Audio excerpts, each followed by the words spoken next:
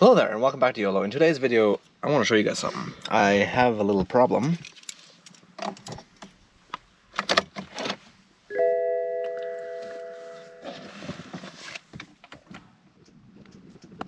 Alright, so what was supposed to happen was the engine was supposed to try to start and turn over, but it didn't. My battery's like below low charged. Yeah, and we're gonna try to fix that today.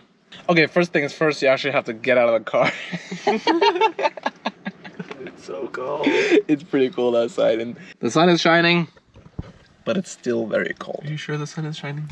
So you have to know where your car battery is located. Mine is right here in the back of the car. Your car battery is hidden over here. Second, open that hood. We'll be using my brother's car to help. Oh yeah, check it out. The mighty 4-cylinder. When removing your battery, you need to make sure that you are supporting the rest of your electronic system with at least 12 volt the entire time. Otherwise, you will fry stuff. We can check if all the systems have at least 12 volt support, if the electronic system work. Those are both size 13s. Gonna loosen the other one.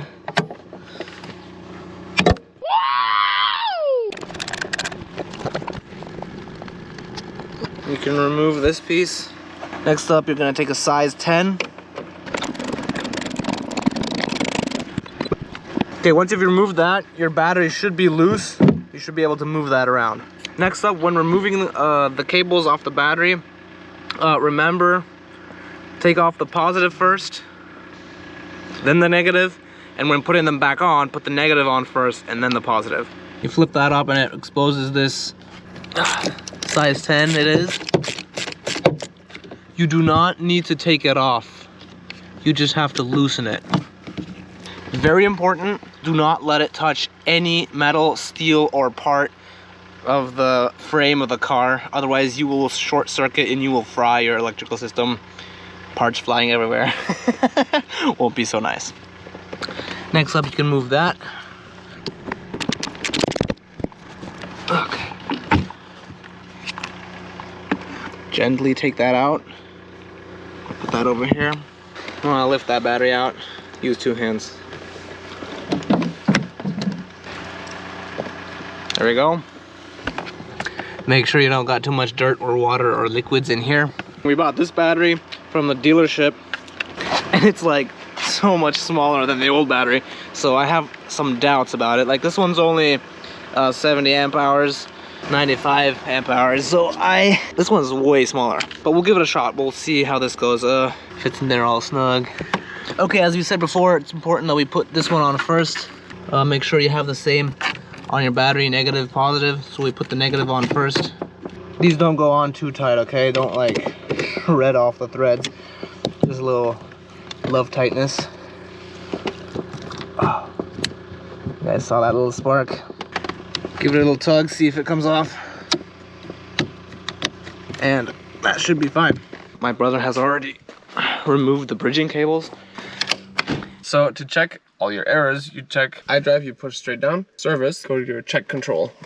And there you see it's in German, and it basically tells you that the battery that we just changed is not fully charged, which is completely fine. But if we continue to use the battery as is, then it'll shut off as it did right now. So that just means take that out and continue. Roll this rubber piece up so that that piece doesn't fall off. Once you're done with that, you can take this piece, put it back in. No, hand tight is good enough for this too. It's just so that your battery can't run away.